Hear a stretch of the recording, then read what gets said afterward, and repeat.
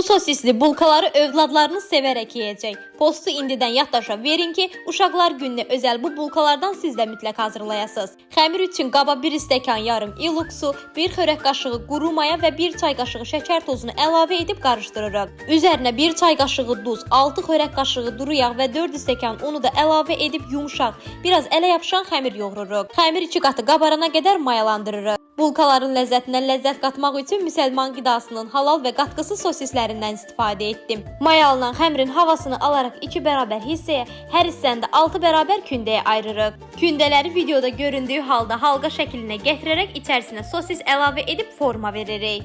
Hazırladığımız sosisli bulkaları soba listinə yerləşdirib üzərinə yumurta sarısı çəkirik. Ən sonda əvvəlcədən isidilmiş 200 dərəcəli sobada üzəri qızarana qədər bişiririk. Hazırlanması çox sadə, dadı isə mükəmməl olan bu bulkaları siz də mütləq hazırlamalısınız. İzlədiyiniz üçün təşəkkür edirəm. Hələlik!